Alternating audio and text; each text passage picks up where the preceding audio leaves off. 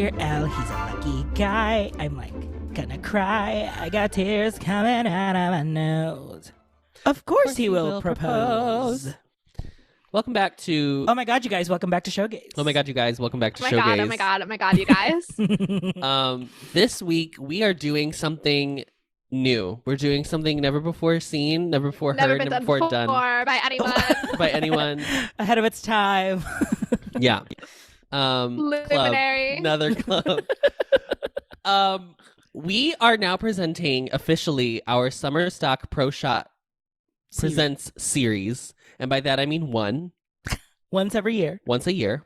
Once every year for June, right? Because it's famously May 31st. Yes, for Pride. For welcoming Pride. Yesterday was Memorial Day. Happy memories, everyone. That's Bad not what memories Memorial of Memorial Day. Not what Bad Memorial Solemn Day. memories. Solemn respectful memories. Happy Pride.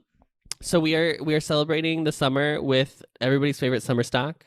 And so we decided to watch one pro shot. And you know what I thought about? What's so brilliant about this, and we did not plan this? It is a musical that is based on a film. It is the opposite of what we normally do. Yeah. Yeah. It's topsy-turvy day. Full topsy-turvy. And I was thinking, I was like, I don't know if there are any other publicly available pro shots that are the same. Yeah. Now, Adam, before we continue, can you define a pro shot, please, for the moms listening? Yes, a pro shot. Happy Mother's Day. Is Happy belated Mother's Day.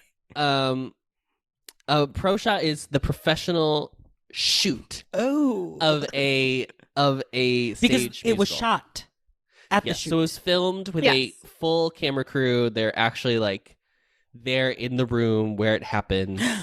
And so that's all. So we were watching a film of a theatrical production. So rather than putting it into a movie genre format, we were watching people on a stage, but well shot because a real crew was able to do it. PBS actually used to do this, and then great performances. People stopped funding art. So. I'm Laura Linney. And this.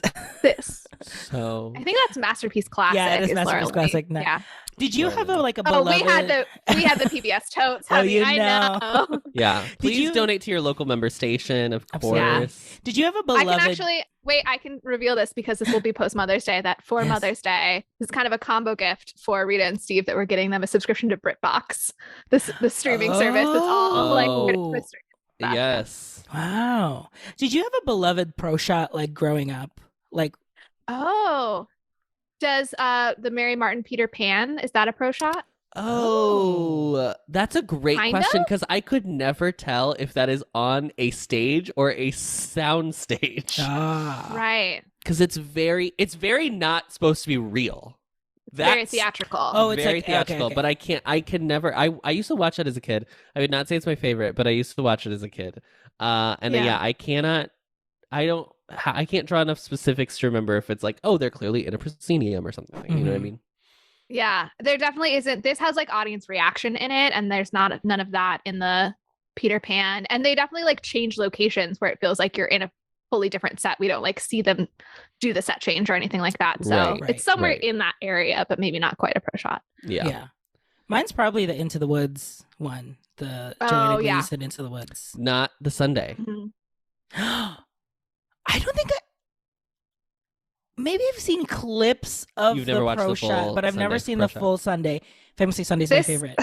The Into the Woods. This might be a controversial opinion, but I watched the Sunday pro shot for a musical theater class, and I could not pay attention to it. I feel like it's such. I mean, Sondheim is known for being intellectual, and that one I feel is top tier of I just want you to sit there and think, and that's it. And it might as well be called Ruminations on Art. Yes. You really need dynamic performers in the room with you to be grabbing you to keep going on it. Yeah, it is definitely a musical that would. There is no way you could make that a movie. It would lose the entire thing immediately. I mean, great challenge for Lin-Manuel to do, I think. Yeah. No, I don't need a Lin-Manuel treatment on Sunday. I think you maybe could, but I would want you then to play with the medium of film and really do something. The way that Tick Tick Boom, really, I feel made strong choices with the numbers. Mm-hmm. Yeah. You know? Sure. I agree. Someone who's not me could try. Yeah. Adam? Not Adam, but Adam, do you have a pro shot? No, I did not. No, I don't. I don't have a pro shot. Yeah. I can talk about, I mean, if you want me to talk about it now, I can tell you that when this came out, which was in high school, Legally Blonde on MTV, I actively did not watch it. I made a choice to not watch it because I was such a theater snob where I was like, we should not be filming theater. Theater is meant to be in the room. Yeah. I was that person. I am not that person anymore. I think theater should be available. Adam was like, to the public. If you can't afford the seats, get out of the closet. It's simply not for you. It's not for you. You're not meant to see it. Yeah. But that was where I was at in 2008. So I'm so glad still we've grown holding on to right-wing ideals. Yeah. Adam has the arduous task of summarizing. I didn't know this is my turn. Legally Blonde the musical. Adam is fully pulling in tonight with 0 words written. 0 words written. So it's a real directing class end of the year project for me in this moment. Director's notebook for sure. Yeah. Hey, I didn't open up the Google Doc until we were about to record, so it could have been me in this situation. I know. I mean, I will say I knew it wasn't me because I just did it for Mamiya, so I was like, right. Yeah. Ideally, this was perfect for the day where I had no time to do any research because guess what, Mama? The research, she doesn't exist. There is no information on the internet. So feeling great about that. Okay, Adam, your challenge to summarize Legally Blonde the musical, specifically the MTV Pro Shot version, in 1 minute or less, and your time starts now. Elle Woods is dating Warren, and they go to Warner. Sorry, Warner. They go to UCLA together, and she thinks he's going to propose at dinner, but then he ends up breaking up with her because he's going to Harvard for law school, and thinks that he needs to find a serious girl, unlike Elle, because she's very like feminine and pink and blonde and the whole thing. And so then she decides to scam her way into law school. And by scam, I literally just mean get into law school. Yeah. And go to Harvard, where her plan is to then fall back in love with Warner, have him fall in love with her, and then they actually do end up getting married. But things do not go as planned for Miss Elle Woods. She's like laughed out of class because she's allegedly dumb. And situations happen, as they often do in musicals like that. She ends up falling for one of the guys in the class whose name is Emmett, and he's her tutelage. He tutors her in legal affairs. She ends up getting an internship. Is it an internship? Is it what is it? Something? An internship I think it's called an internship. I think it's okay. With the Professor Callahan, who owns a big law firm in Boston. And she works on a case where a woman is accused of murder and ends up proving the innocence of the woman after having been, quote unquote, hit on, which we'll get into, by Professor Callahan, which leads to a whole like personal like trauma thing. And then she ends up with Emmett in the end, and she wins, and it's great.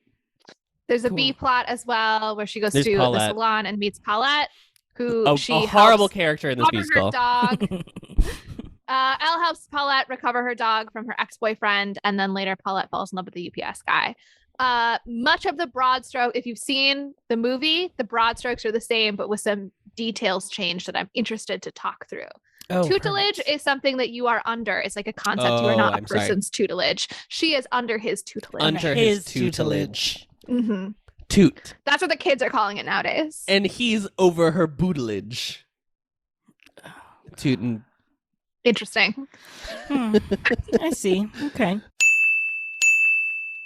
RJ, Legally Blonde, the musical, specifically. Relationship? My relationship. So I famously came into musical theater very late, like sophomore year, junior year, high school. So I basically dead. At what point are we gonna stop saying that you came into that was more than half of your life ago? So, pretty late in my life, as I am currently 24. Adam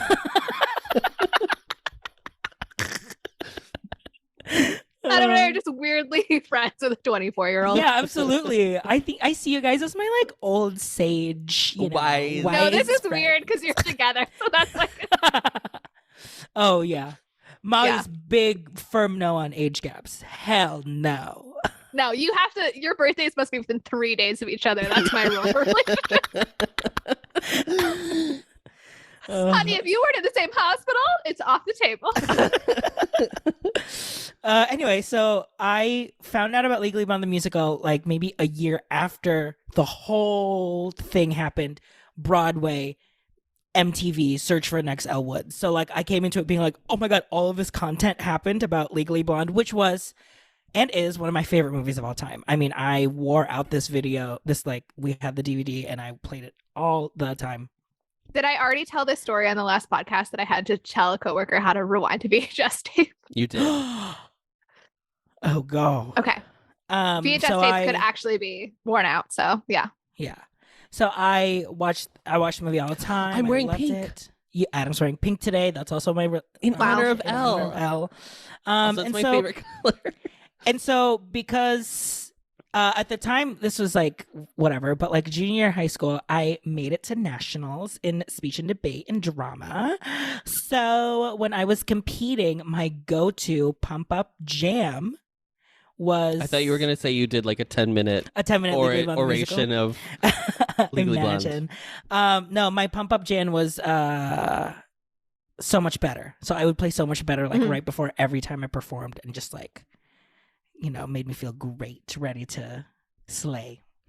Cool. So I had many songs, not all the songs from the musical. My favorites like in my like daily rotation. Ireland. You big Everyone's favorite. Everyone's favorite song. I mean, the bar stops so we could all sing along to Ireland. So yeah. Molly? I really did not know much about the musical. I had heard the oh my God, you guys. And I think that I had heard some of the I'm So Much Better as well. Because those are kind of the two big numbers. Yeah. But like RJ, a great movie, a beloved movie. You got into musical theater really late in your life. Yeah. Like RJ. Yeah. I was probably like 6 or 7 when I got into musical theater, so that's only a few years ago at this point. As a 13-year-old now, 13-year-old. Yeah. No, I mean I love Legally Blonde. Obviously, who wouldn't? The funny thing about preparing for this is that in my mind I was like, okay, I think there's like a Sarah Zed video about this that I can review, and I was like thinking about things I could do, and then I realized as I was like opening up my computer to watch it that I was thinking about Mean Girls. That I was confusing this with Mean Girls because they're both musicals based on I don't know, not like teen movies, but like movies that came out in my teens that were like iconic referenced movies. They both have pink in them as like a major color, right? So a motif of pink. Yeah, so it was interesting to watch. Didn't Betty Friedan write that? The pink feminine motif? The feminine motif. The feminine motif. Oh, I can see where you're going. That's good. So yeah, I was excited to engage with the musical for the first time. That's my background. Was Mean Girls, what years were the original? Mean Girls was 2000? Wait, the movie? The movie? Yeah. No, it's later than that. Later? I think it's like 04. Were they the same year? Legally Blonde is 01. Oh, okay. Yeah. Mm-hmm. So here's my tea on Legally Blonde. This movie is nearly perfect. Mm-hmm. Like truly a comedy for the ages. It's so good. Yeah. Absolutely. I have never seen Legally Blonde the musical. I've Oh, sorry, I forgot to bring it up. I saw a local production of it in Orlando. And one of my friends was Chutney because she has like the craziest thickest curly hair. And she was great. She was a great Chutney. So never seen it, never wanted to see it. I knew some of the music, so I can't really say that I didn't know much. I did have the soundtrack or the cast album, I should say. But it just wasn't something that terribly interested me, which is a shame because my best friend Ari has been in this 3 different times. Wow. And I have never seen her in this. She's been in it 1 collegiate and then 2 professional, I think. Yeah. And I don't know, somehow I've always missed them. So yeah, she's played Brooke once and then Elle twice. Yes. Wow. And after seeing it, I think it's good. We don't have to get into it yet, but I feel like I was like unfairly harsh on this, especially because I said to RJ, I think that this is like the last or one of the beginning of the end of like modern musicals that like sounded like musicals before musicals felt like they had to start sounding like pop music. Or like the new contemporary sound. Yeah, that's my take. Like the songs still sound like pure, like a little, not corny, but like that kind of sense of music. You feel that more contemporary musicals than this have had some of their musicalness shaved off in the way that the music sounds, that they like next to normal. Yes, like I feel like a lot of more, especially as we come past, because the musical comes out in 2007. So as we head past 2007, we start to get, because 2007 famously the musical that wins Best Musical that year is Spring Awakening, and I think Spring Awakening's win kind of steered us into a direction of trying to make musicals sound not like more pop music than traditional musical theater fare. I mean, I will say, I think musicals have always been influenced by pop music and whatever the pop music was of the day. If we listen to Xanadu, obviously we hear a lot of the 70s in it. So yeah, I wonder if it's kind of in part that it's more poppy, but also the kind of pop music that it's being influenced by. You know what I mean? Because like Spring Awakening as an example is kind of almost folksy pop music. Right. If you listen to like Duncan Sheik's other music. So it's interesting. I want to explore that more in future episodes. We probably won't. Okay. I will add on my very. I love how my ideas are valued here. Yeah, Arjun.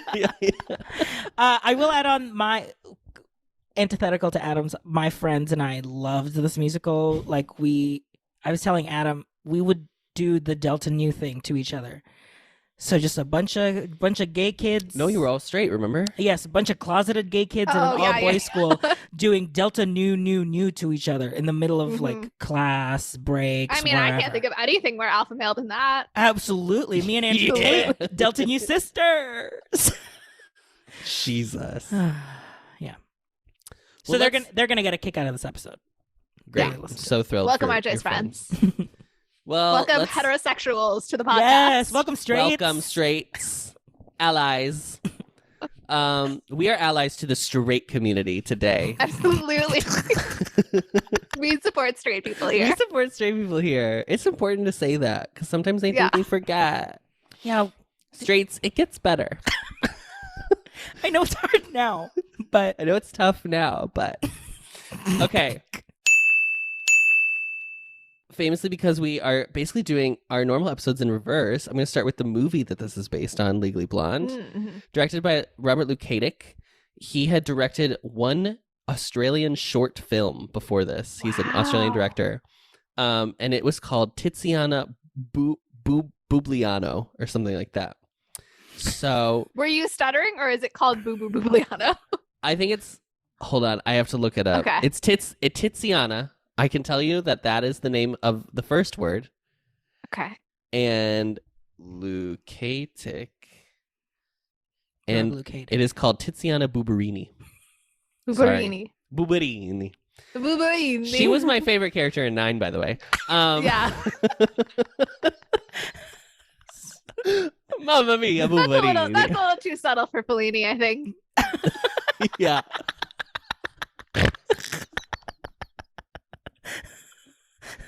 Oh my God. Screenplay is by Karen McCullough Lutz and Kirsten Smith. It's actually based on a book called Legally Blonde, written by Amanda Brown. Wait, can I ask before you... Oh, no, please interrupt me, Molly. I'm just kidding. No, go ahead. No, go ahead. What was your question? Oh, before we move on to the screenwriters, I just wanted to ask, has Robert Lukatic done anything else that we would know? Yes, he directed Monster-in-Law. He directed the Katherine Heigl, Gerard Butler. P.S. I Love You? 27 Dresses? No. Nope. That's nope. The third one. What's the Ugly Truth. I did not see The Ugly Truth. Okay. He also directed 21, which was like a gambling movie, I guess. Oh, it's the MIT blackjack team. Yeah. It's the counting cards movie. Win a Date with Tad Hamilton. He directed The Wedding Year. Don't remember that one. No one knows that, so that's fine. It looks like the girl from... That's her, right? Yeah, it's Sarah Hyland. From Annie. Modern Family. Oh, and also Annie, yes. From Annie, yeah. Yeah. We talked about her before. Yeah. So he's directed, some stuff. Win a Date with Tad Hamilton. We love it. Good job, okay. Bob. Okay, so Amanda Brown wrote Legally Blonde. inspired by her experiences as a Stanford undergrad where she was blonde. But why is it called Legally Blonde if it's about her undergrad years? Okay, but here's the thing. So this movie comes out in July of 2007. This book is 2001. No, this book is published also in 2001 So it's one of those like the book came out. No. The film rights were already. She had a manuscript that she was shopping around for a film. Already. And who picked up that manuscript? RJ, read me the second name in the production company line. Mark Platt Productions. Ben Platt's father, Mark Platt, found that manuscript. He is everywhere. He's everywhere, girl. Baby. He's got the money. Yeah. He found the manuscript. He fell in love with it, and he found the screenwriters to adapt it into a screenplay. And then also, I guess, advised her to help her finish the novel. The book? That's insane. Yeah. So they kind of came out in tandem, basically, as like a book and a movie at the same time. That's smart. I mean, the girl went to Stanford, so she knew. Well, shopping around now. Well, then here's what it was a different time in America. Okay. I'm holding it for you so you can type. Oh, thank you. God, trying to be support. Nice. Thank you, my God, thank you. So the reason this movie is so good. The thing I was gonna say, I said to RJ yesterday, is like, I don't even know if in the Philippines, do you remember, Molly, blonde joke culture? Yes. It was just it was everything. I mean, yeah, like there was also like, just every comedian had blonde jokes. Like, I mean, like regular people had a stash of blonde jokes at the ready. I mean, at least of all the jokes that we made in the early 2000s, blonde jokes are like the least offensive thing. Do you know what I mean? Yeah. They just like it's just like so specifically what happened in culture that we were like, we're reacting against blonde people. Anyway, this is Amanda Brown. She said that when she first arrived at Stanford, she discovered she had made a big mistake. Quote, I was in my first week of law school in 1993, and so I'm sorry, it was law school. I saw this flyer for the Women of Stanford Law, so I was like, I'll go and meet some nice girls, whatever. I went to the meeting, and these were not women. These were really angry people. Oh, no. The woman who was leading it spent 3 years at Stanford trying to change the name semester to Ovester. I started laughing and I realized everyone in the room took it very seriously, so I didn't make any friends there. End quote. I mean, and I don't know anything else about her. I wouldn't want to like spend tons of time with someone who is like, I'm genuinely going to devote a lot of my time to trying to change the word semester to Ovester. Of course not. But I also wouldn't say that these weren't women. They were very angry people. That seems a step. Angry or woman as the two genders is not one that I've encountered before. Yeah. So that's interesting. I mean, I definitely want to talk about the way that I don't remember what her character's name is, but Vivian. Coded lesbian. Enid. Oh, Enid. Yes. We got to talk about Enid. We got. Everybody's talking about Enid. Everybody's talking about Enid. Everybody's talking about Enid.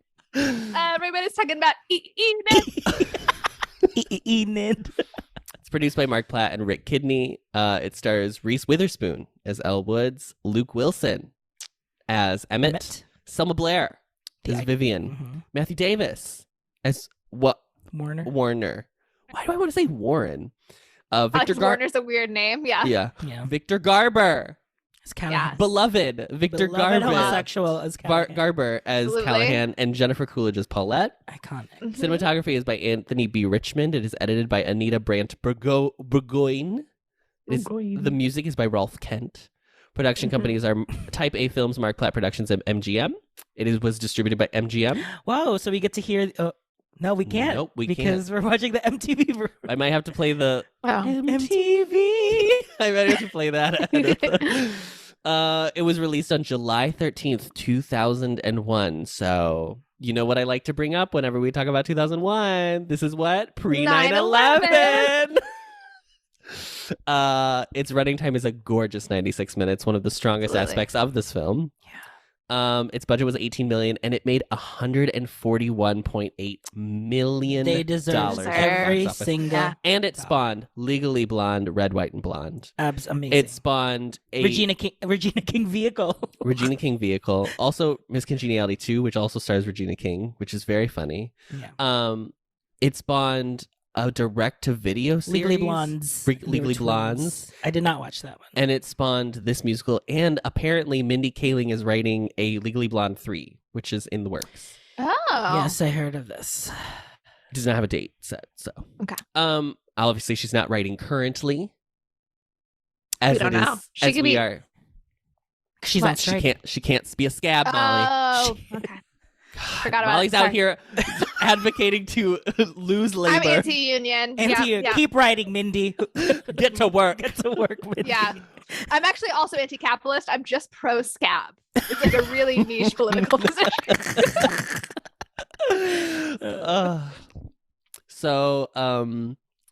There is not much. I mean, there's a ton of background info on this film, but I actually find it very relevant to what we needed to talk about today. Yeah. Other than, the costumes are iconic. Pink was her signature color. That was decided very early on in the process. And throughout the course of the production, they made a very concerted effort. And Reese has talked about this a lot, that it is never making fun of Elle. Yes. Elle is very innocent. And people, I think there are characters that find her dumb, but the movie itself does not laugh at Elle. Yeah. Which is very cool. Yeah, it's very it kind of reminds me a little bit of Leslie Knope in that her earnestness and just genuine self can be misconstrued. I think also Leslie Knope's character, kind of develops as the show developed too, but it's that sense of people are making fun of someone because they're just so earnest about it. But she never really gave off the feeling that she was too stupid for Harvard. That was never the case. Yeah. It just felt like she wasn't. It's also very, now it's very Ted Lasso as well. That's kind of the core of that character. Yep. Yes. I will read you a list of women who are all considered for this role. Charlize Theron, Gwyneth Paltrow, Alicia Silverstone, Katherine Heigl, Christina Applegate, Mila Jovovich, and Jennifer Love Hewitt were all considered. I think Reese was the perfect. Absolutely.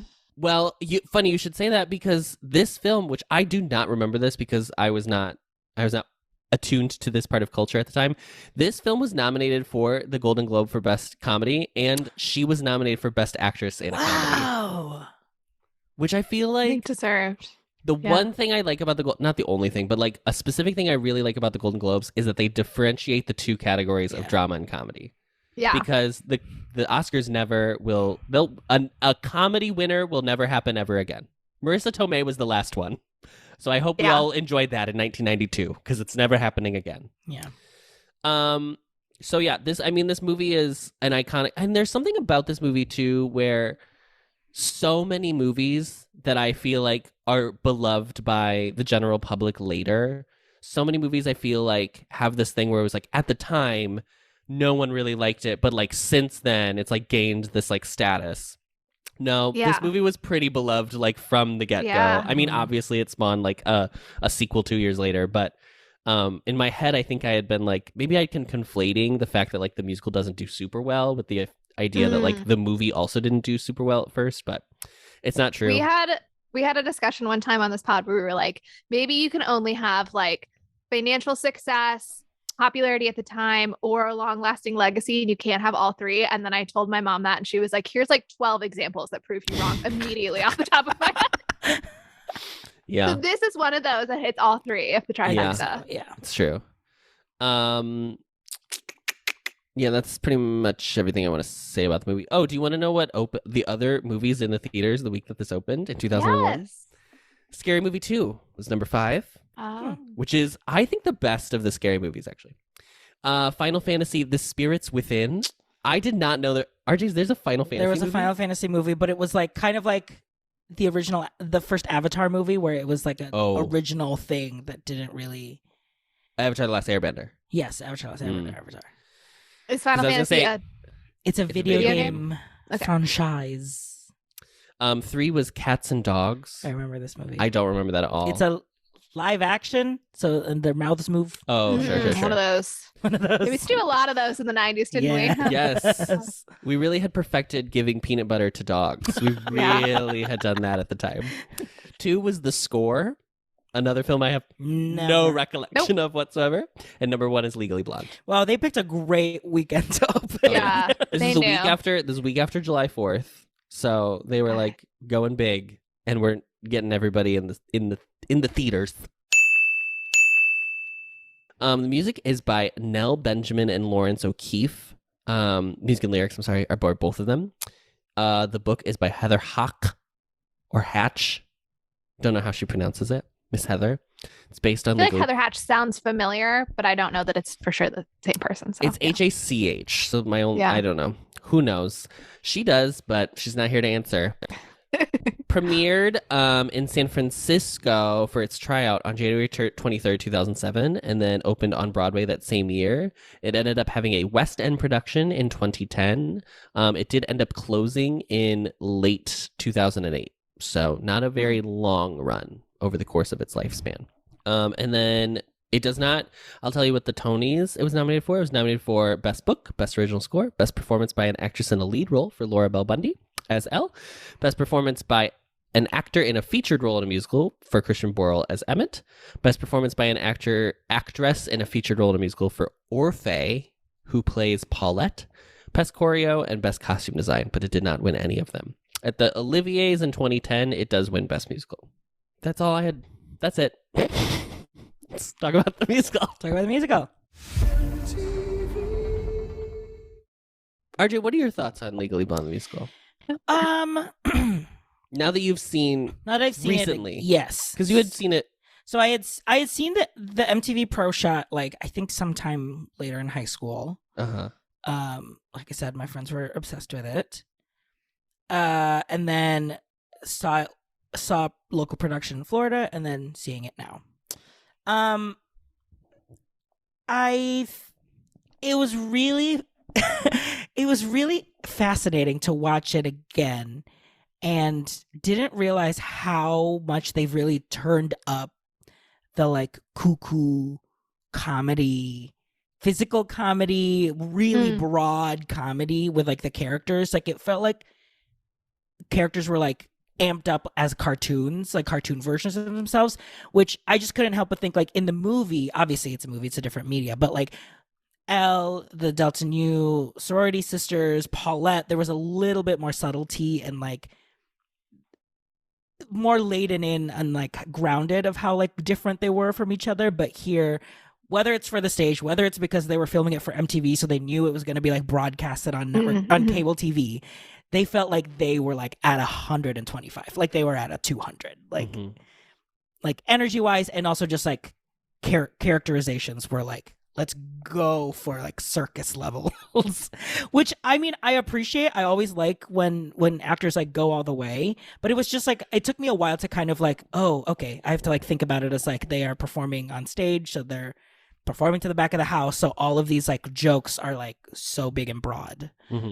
But I also couldn't, I kept thinking was this a mid 2000s? I didn't really see musicals until I was in college, where I could I had access to go to New York and see shows. So maybe big comedies at the time were this big and broad. I knew Xanadu was the next year, and I knew that was very big and broad. So I don't know, but it took me a while to get used to it. I think, and I think it was a good decision to lean in on the comedy, because I think that's why people come to Legally Blonde to see come to the theater. They come for the fish out of water type of comedy that they get from Elle in a stuffy hoity-toity Harvard Law environment. I'm looking up the 2007 Tony Awards to see if there's any other musicals from the same year that I could be oh, this is another example of that big broad comedy. I just remember Spring Awakening. I don't remember the other ones. I think the next year year's in the Heights was Young Frankenstein, which is another. Yes. But that's specific. That's very specific to a style of comedy. Yeah, the Mel Brooks style. It's funny because thinking about the movie, the movie is a broad comedy, but it is not slapstick. And there are slapstick elements that have been incorporated in.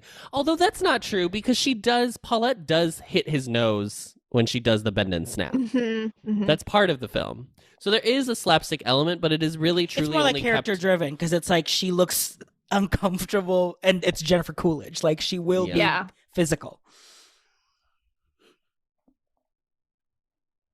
You find it anything? Okay, maybe. I lived to 2007. It was like Spring Awakening. It was not that vibe. 2006 was also pretty. It was like Drowsy Chaperone kind of stuff. 2005, the winner's Monty Python Spam-A-Lot. So maybe that would be the best. We're still like in that. Yeah. And Dirty Rotten Scoundrels. I don't know Dirty Rotten Scoundrels as well, but I think might be similar. Dirty Rotten is pretty big and broad too. Okay. From what I remember from the clips that I've seen. I had a wonderful time watching this. Yeah, exactly. Yeah. I had a great time watching this. I don't think it's art, but like not everything needs to be. I had fun. I think it moves like crazy. Yeah. I think Act 2 is unfortunately pretty uneven. Act 2 is really where it falls apart for me. But Act 1 is really solid, and Laura Bell Bundy is. I mean, it's obviously not the whole thing, but if like a huge part of why Legally Blonde the film works is because of Reese Witherspoon's performance, which is what everybody thinks. All the critics talk about her performance. It's like the shining part of that film, even for people who are like, it's a little like tired, these tropes, whatever. Like they still are like, she's so good in it. Yeah. Laura Bell Bundy is so good as Elle. And I think sometimes actresses who, I think the stealthy part of Elle Woods, the character in the musical, is that this is not a traditional main romantic lead character. She is a character actress. Like this is a character actress performance. Yeah. And it's so cool that is the secret antidote of this like whole thing is that she has to be just as big and broad as everybody else. Otherwise, like it doesn't work. There's no way for it to work if she feels like she's like undercutting the jokes or like, you know what I mean? Like it has to be as ridiculous as everybody else. But we also are not, again, like I think the musical also does a pretty good job.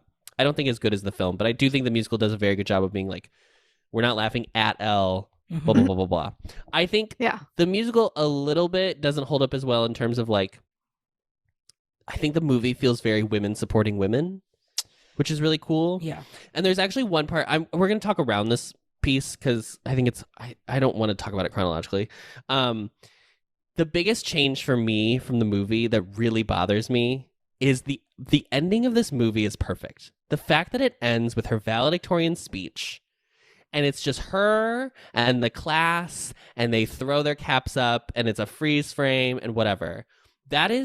It's great. It's a perfect ending because apparently when I was reading in the background info, they had actually filmed a different version where they ended on the steps of the courthouse after the trial.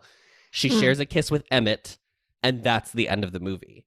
And test audiences were like, that's not the end of the movie because it's not a romantic comedy. The film is not about the romance of her and Emmett.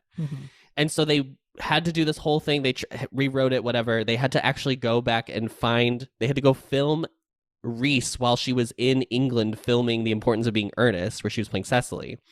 Oh, love that movie as well. She's so good in that movie. I've not seen that. I love it. So good in it. Is it? Watch it. It's not. It's a movie. It's not a pro shot. It's a movie. It's a movie. Who is a handbag? Lady Bracknell. Handbag. It's my arch nemesis. Yes, right. Judi Dench. Judi Dench, right? Okay, I couldn't remember if it was her or Joan Powell, right? Okay. Rupert Grint is in it, and Colin Firth. I don't remember the name of the woman who plays the non-Reese Witherspoon part, but it's great. Handbag. Not Rupert Grint. Sorry, that's the Harry Potter man. Rupert Everett. Rupert Everett. Yeah. She's very good in it. Anyway, they had to go back and film. They gave her a wig. That's why her hair looks a little weird. That's why it's like weird with yes. But they shot it in the UK. At so they flew everyone over. They flew everything over just for that ending because they had to fix it. Yeah, wow. And this musical just fucked that whole ending, and it ends with them sharing a kiss. And I understand that. I think that Laura Bell and I think Laura Bell and Christian Borle specifically have chemistry, more chemistry than I think that like recent Luke have chemistry, but it's so clearly not to the point of that film. Yeah.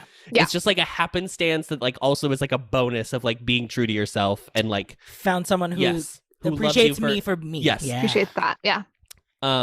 Whereas the musical is like, no, it should end with them together. And okay, well, we can't just make it about the ending then. Okay, so I have that was my big one that I was like annoyed by.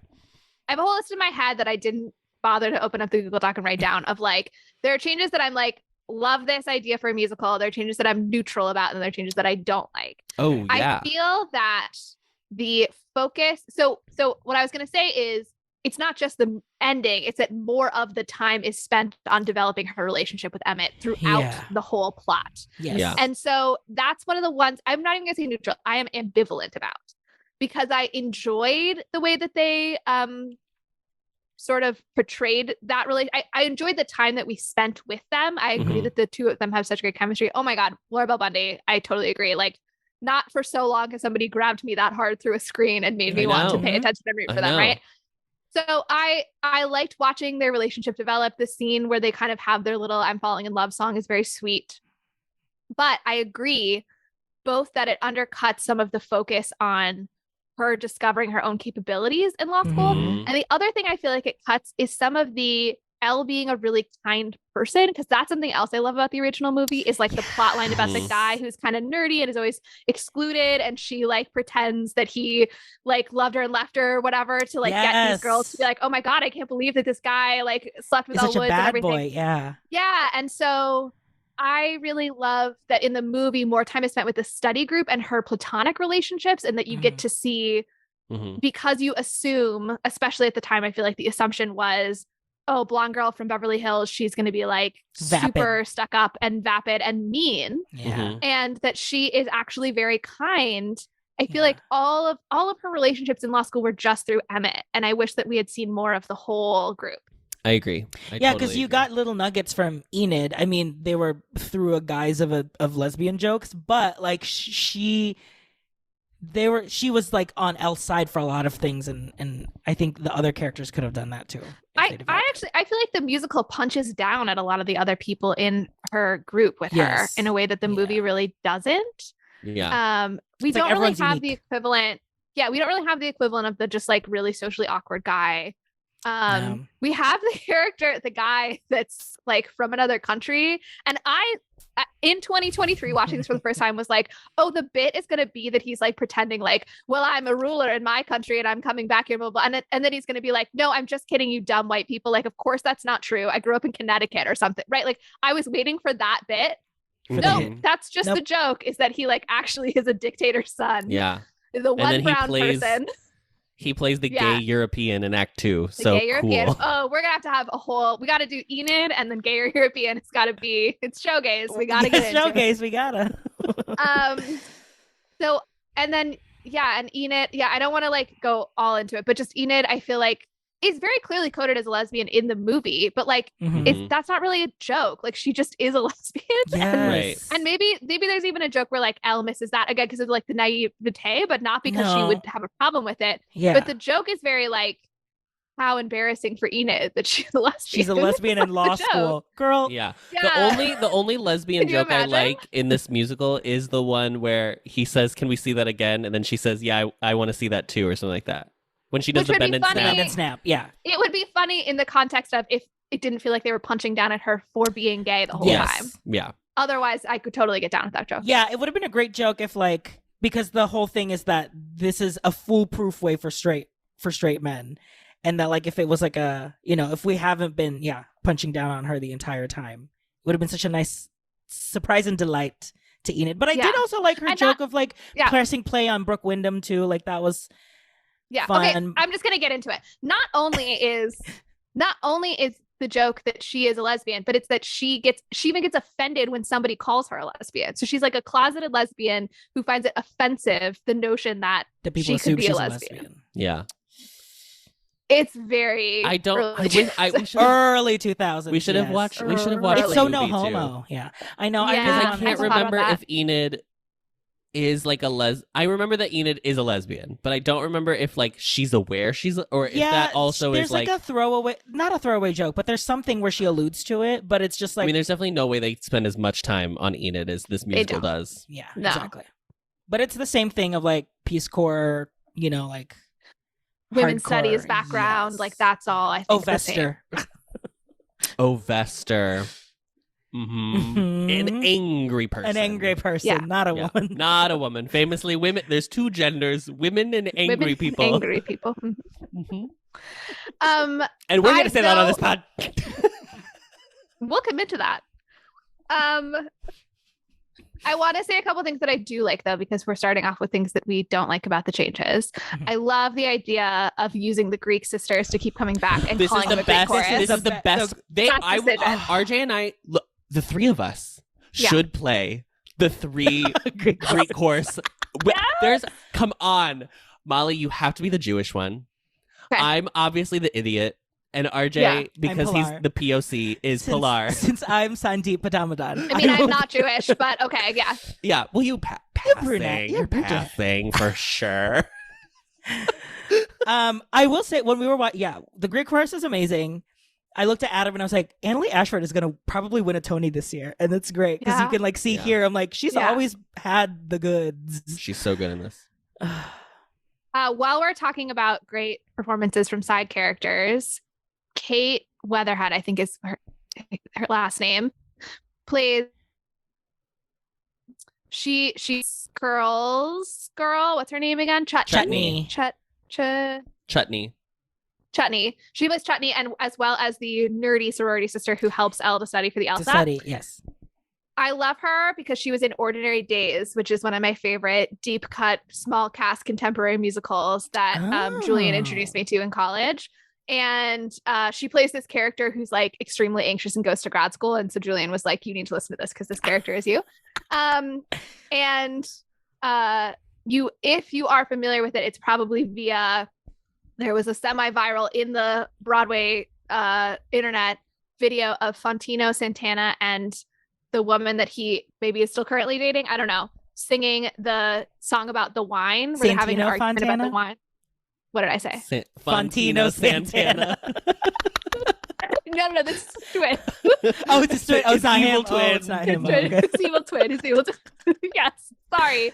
But it was at the time he was playing the prince on Broadway, and then this woman was like Laura Osnos's understudy that they were also dating, and so they like did a 54 Below rendition of this musical number, which is about a couple having a fight, and people like loved it. So that's why, if you've ever heard of Ordinary Days, it might be because of that. Anyway, she does a great job. Thank you. My sister. I think she's great. Let's truly listen to a little bit of Oh My God, You Guys, since it introduces us to the Greek chorus. Oh my God, you guys. Looks like elves line up with no ties. If there ever was a perfect couple, this one qualifies. Oh my God, you guys. Oh my God, this is happening. Our old homecoming queen and king. Finally, she'll be trying on a huge engagement ring for size. Oh my God, you guys. Oh my God. This in the pantheon of opening numbers. We've talked about Greek chori, choruses. Yeah, we're experts on Greek chori. No, in the pantheon of opening numbers in musicals, this is one of them. Act 1, the first half of Act 1 moves so fast. It's incredible. Yeah. Every musical should move this fast. I know. We were 10 minutes in and we had heard 6 songs and gotten like halfway through the film. I was like, what more do you want? What more do you want, people? So opener, perfect. Mm-hmm. First act, ending, amazing. Mm-hmm. Second act, what happened? And it is the curse of contemporary musicals that I have complained about many a time, yes. where we have really strong openers and non-existent or forgettable finales. Like, why can't we put any energy? It's like they asked them to write it in order and said, you can't go back and change anything after and they put all their energy into the opening numbers and they like can't come up with anything else for finales. Yep. Yeah. Act 2, I really think suffers from, I think they introduce Brooke too early. So they introduce Brooke and they go to the jail and talk to Brooke. And then they have to spend a song dressing Emmett in a suit. And then they have to go do Bend and Snap. And then they have to which is a very long dance sequence. And then we go back to the trial. And I understand that doesn't sound that long, but I feel like the way the end of Act 1 is set up, where it's like, and now we're gonna assign the internship or whatever. The cast list dropped for Callahan's. The cast list drops for Callahan's understudies. Cabaret. Yeah. And then we go into Act 2 and meet the person who has the trial that wraps the show up.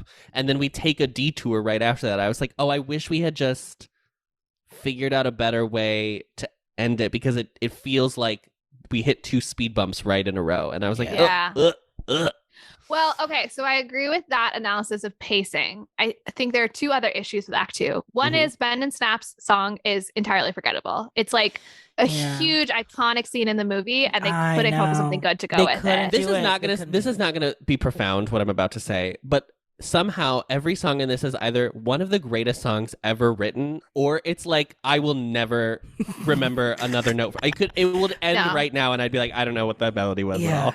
I feel like they panicked on Bend and Snap, and they just couldn't come up with anything because they knew that people were going to be waiting for it, and then they just totally biffed it. And it's so late in the show. It's so late in the show. It's so late because they had to make time for Orfeh to want to go to Ireland, apparently. Oh. And then Adam has walked out of the podcast. Adam's walking out. At the mention of the country Ireland. He hates Irish people. It's a real problem. The other problem is that the whole finale is them literally singing the words Legally Blonde. And they make a joke earlier in the show, and you could hear the audience getting it. That was kind of a pun that got you to Legally Blonde. And I was like, oh, okay, that's the one mention of the title, and we're done with it now or whatever. And then they start singing it in the nail salon, and I was like, oh, okay, I guess we're doing this again. And then I was like, oh, we're committing to this for the next 25 minutes. I feel like that's the only song we're gonna sing anymore is them just saying you will be legally blonde. Because that's the best you could come up with?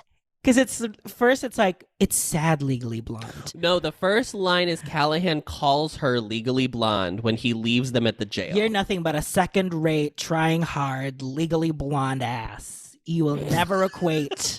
I thought that was the line until you said ass, and then I was like, oh God. And then she's like, you're right, I am just legally blonde. And then Vivian is yes, girl, you are legally blonde. They're using the term it's a thing that exists outside of the pun of this movie title. Yes. We all went around 2001 calling each other legally blondes.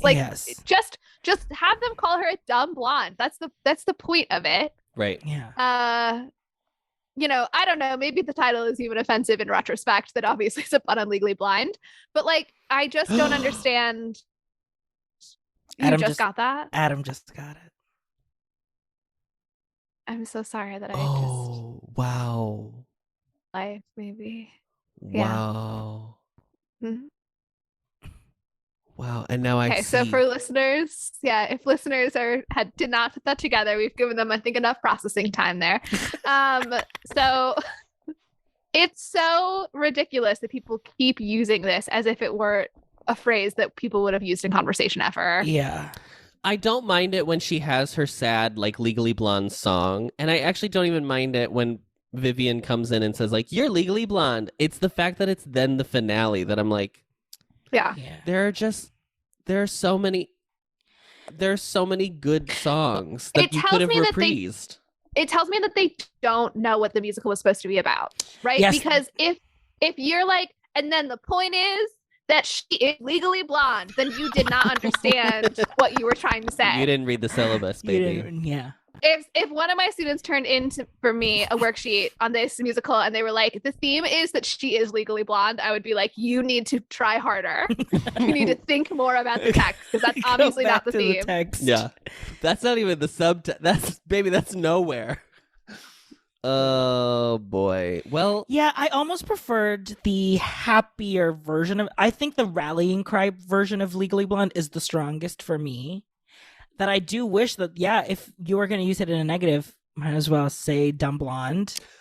Yes, I don't mind that because it's when she comes out with her pink, dress, I said, suit dress. I'd never wear that. I'd wear this. Yeah, that's fun because that is the iconic Elle Woods from. That is that's what you want to see, right? So fine, poster. We're gonna reference the poster. Fine, it's marquee. Fine, but then don't end the show with that. Yeah, and then you just keep repeating sing, over and over again. They should have sung "Square Root of Possible" from. That's what it is. What's it called? Jingle Jangle. Jingle Jangle. Jingle Jangle. Yeah. I wanted to say Tick Tick Boom, but I knew that was wrong. Yeah. That's where the song. That's where that song should live. Yeah. Should we play Legally Blonde? Is that what you want to do? Which one do you want me to play? Do you want sad? Do you want happy? Do you want bathroom? Because there is a bathroom Legally Blonde. Let's play the whatever the last version is so that listeners will understand how it serves as a finale.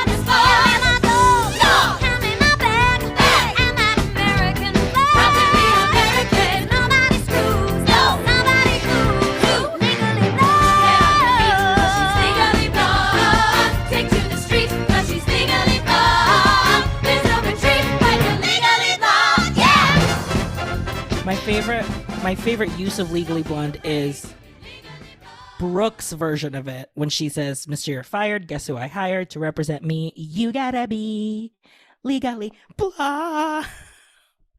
Great. Look, I mean, they're working hard up there, but they are. What the fuck happened with the character of Paulette? Okay. What happened? I mean, we drove off a cliff with this character. Yeah. I feel like Orfeh was like, I need another number. And they were like, well, it can't connect to your character arc because you can't think of a way to do that. So, yeah, there are many. So that could be a possibility. I also think that they were like, well, we have to do our own thing on Paulette. We can't just write a Jennifer Coolidge. Well, okay, look, I appreciate she's not doing a Jennifer Coolidge impersonation. I would not appreciate that. I wouldn't want to watch a string of character actresses try to do Jennifer Coolidge impressions, right? Right. That's what I go see drag for. Yeah. A straight woman doing Jennifer Coolidge? No. Yeah. I'm only interested in Jix Monsoon's version of Jennifer Coolidge. Absolutely. Yes.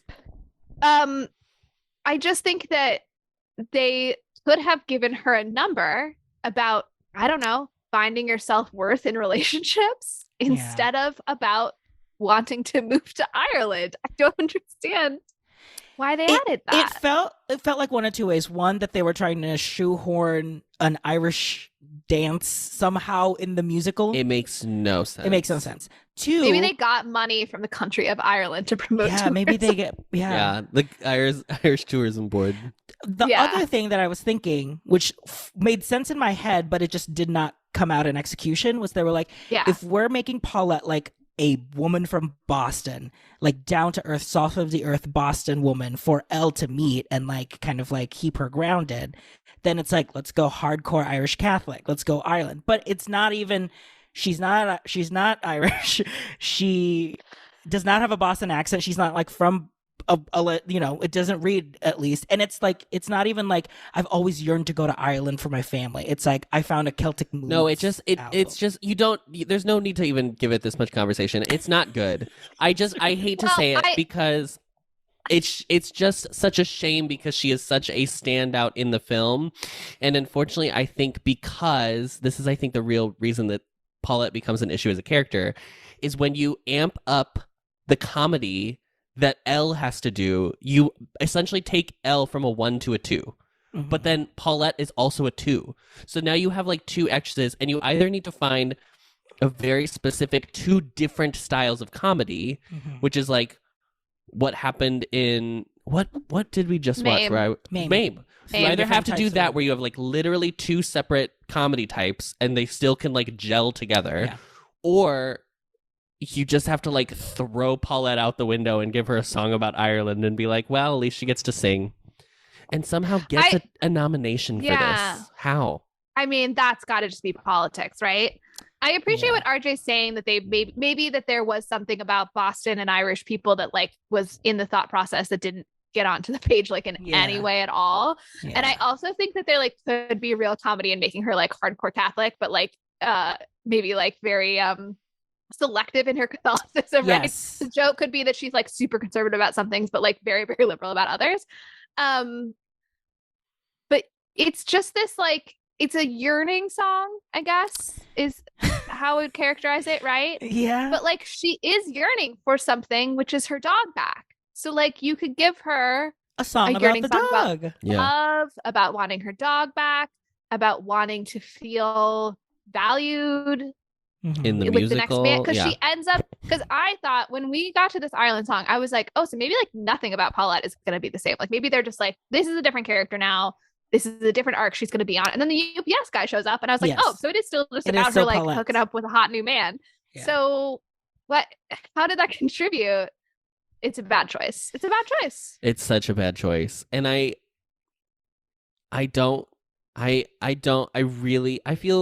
never feel good talking about actors' performances. There's something about it being like a stage actor that I like makes me feel even worse to be like, I think this is bad.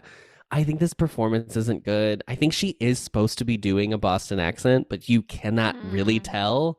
There's like a couple words here and there, but there are too many R sounds being made for me to know that it is a Boston accent that's supposed to be what's happening. I don't like it. I think the writing is bad. I think they become like close too quickly. She like starts doing her nails and then immediately sings a song about Ireland, and I just like there's no setup to their friendship really. That's the thing in the movie. That first scene at the nail salon is such a Elle discovering little things about Paulette that like endear her to her, that like makes it natural. But here it's like way too hot. Like Paulette is because they have to spend so much time developing her and Emmett that they like are like, well, again, guess Paulette's getting the shaft. And I don't think that was like a smart decision, to be quite honest. Especially when the whole show, I don't think Legally Blonde the film is about her and Paulette's friendship, right? But it is in service of the point of the musical, which is like it's not like a women's empowerment movie, but like it is like it is in a lot of ways. I would say that Elle and Paulette's relationship is more important to the movie than Emmett and Al's relationship in the movie. For sure. Absolutely. For sure. Yeah. Smell the grass as a rainstorm is ending. People smile while I stroll past their farms with a red-headed sailor named Brendan, and we dance without moving our arms. In a bar once I met this guy Dewey, and he bought me like 14 beers, and he told me that he was from Ireland, so I lived with him 10 years. If I squinted, he looked like my sailor through my boozy delusional fog, but he dumped me for some slut named Kayla, took my trailer and took my dog. In Ireland they know how to love you. You embrace in the misty Irish breeze. And if your Irish boy tires of you, you're allowed to shoot him in the knees. I think if we're talking also about changes to Elle, the other thing that I want to talk about is that I feel like they spend too much time showing her struggling and other people, more specifically, other people having to coach her through succeeding. Yeah. In the movie, she gets the idea and she's like immediately sitting down with LSAT books. I like went back and watched this clip because I was like, I don't feel like that's how the LSAT thing went. She just is like, I'm going to do it. I have a good GPA. I can learn how to take this test. And she knows that she can. Mm-hmm. She doesn't apply herself until this party scene and she gets dissed and she realizes that like she really needs to try. But the thing that holds her back is always like She doesn't understand the norms of like they assigned reading for the first day, right? That's not because she's not smart. It's just like she didn't know how law school was going to work. Yeah. And I don't like having a whole thing where like one of the sorority sisters is like constantly having to say like, no, you can't go to this party and you got to study and blah, blah, blah. Like Elle can do that all on her own in the movie. And then when they're spending so much time with Emmett, it's like also him teaching her through, telling her she's got to open the book, blah, blah, blah. And it like entirely comes from her in the movie. And I really don't like that. I feel like they took away a lot of her intelligence and her drive. Yes. Probably even more than the intelligence. They took away a lot of her drive for the musical. Like the iconic scene of her saying all masturbatory emissions could be turned for reckless abandonment. That just comes so effortless in the movie. Like, it's just like, this just makes sense. Like, you know, like this is just, I'm following the logical train of thought. But here, I mean, obviously they make it a big moment or whatever, but it's like, it's because Emmett was there training her what malum prohibitus means, like all of these terms. I wish it was more of a throwaway, like almost like she was like writing and talking at the same time, like writing in her notebook, and then looks up and everyone's like, it's like, oh, shocked. Yes, something like that, because there's it's too cute, like it's a little too forced. I hate that he like comes in her dorm or wherever she's, her apartment, I don't know. And starts like he makes her like throw her personal items away. There's something about it that totally undercutting to the that movie. is the one that I was like, that's not the point of the film. The point is that she's doing both. She is literally able to do both. And the time that it does not work for her is when she flips too hard to be like, I'm so serious. That is the point of the movie. The point of the movie is very much the point of the movie. She can do it all. And that you don't have to give up parts of yourself. There's like a whole sequence where she's applying herself, and she's like, she goes to, I mean, iconic. She goes and buys the computer in the bunny suit. Yes. Amazing. Oh God, it's so good. And then she's like studying on the elliptical and at the nail salon, and she's like, it's like absolutely about, you can have feminine interests and also be smart and work hard. You don't have to pick between them. And so him being like, well, you can't use your vanity for makeup, you have to use it for your law books. Garbage. Bad. It's so weird. It's so not people who are engaging with what the text actually like says of the film. Like it's so clear. The film is so clearly that. Yeah. It like it's not to the extent that it like became a brand of feminism. Like people years later were like, do you know what feminism is really about? It's Legally Blonde. It's about the fact that you don't have to stop being feminine in order to be successful. Right. Yeah.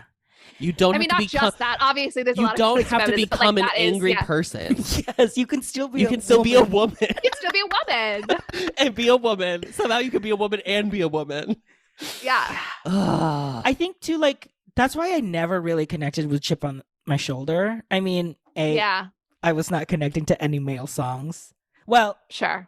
I will say, Serious I did connect with because I think like just. The comedy Serious of it is hilarious, it's right? Serious I mean, Warner would be near such perfect a good comedy. Part. Yeah. Oh, it's so good. But Chip on My Shoulder feels so weird because at times you're like, Elle does have a chip on her shoulder. Like, it's Warner. It's her drive to be here. Him being like, you don't care about being here is like false. That's just not true. She's here. She hustled her. Did you see see the marching band that she brought into the admissions office?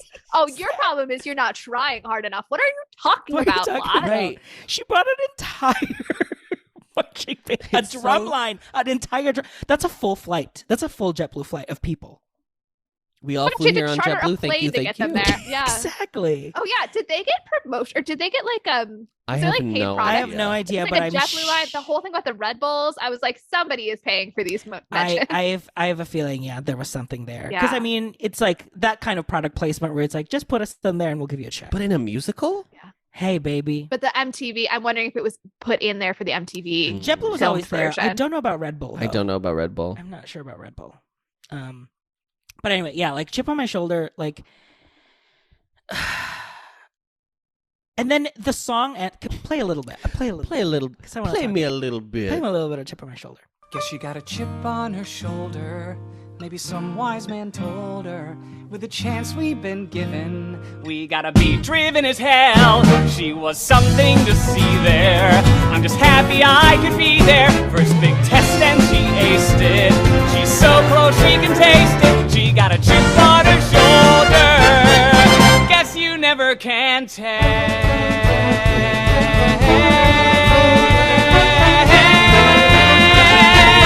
With Little Miss Woods, comma,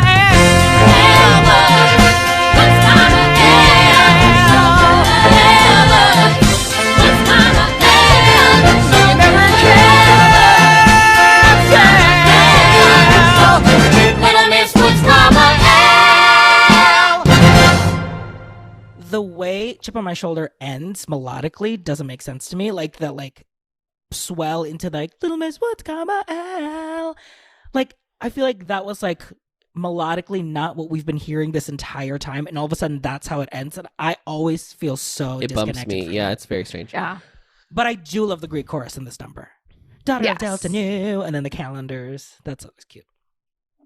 Oh, when she was December and they sang Gloria in Chelsea's Deo and then she held a menorah, I screamed. That's incredible. That's so good. I will say, I so often on this podcast, I am complaining about direction. I have not a single comment about the direction of the There is music. a This is clear, nearly perfect. It's clear direction. The calendar stuff is rivaling the Follies number in Grease 2. It's just different manifestations of Follies. We don't have a champagne glass January situation. But we do obviously. have a Nothing can ever Follies match girl. that. But the overall vibe is very the same. Yeah. The best thing that happened, the best piece of like stage magic that happens in this is the girl who is like running to go catch up with the rest of the girls, and she has on the like robe and her hair is in a towel And the face mask. and she holds onto the pole to drop down, and another actress comes down the rest of the pole like fully dressed.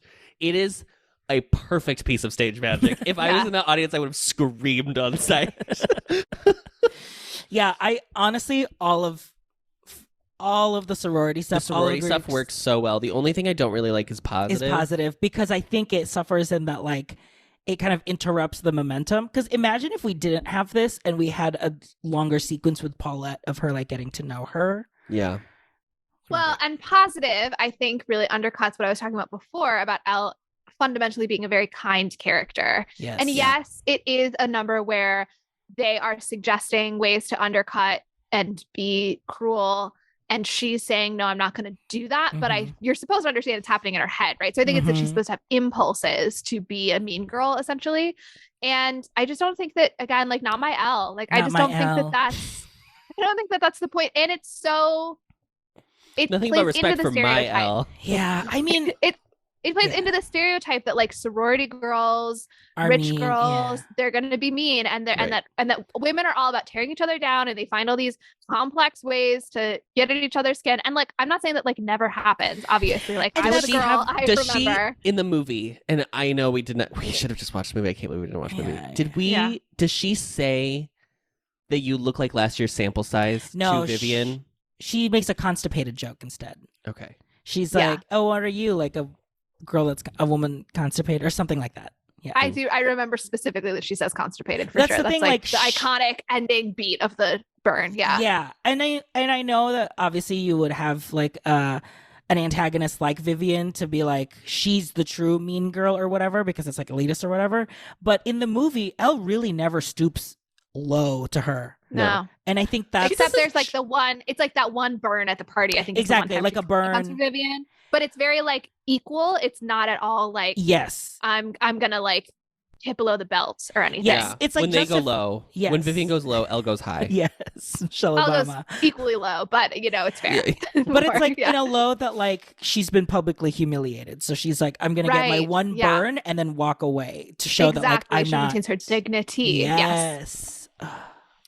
Yeah. I didn't expect this to fully be like A rumination on a feminism. rumination. Well, on the like original movie to this, because I always felt How like in can you high not? school, Yeah. I really did when I like loved the music.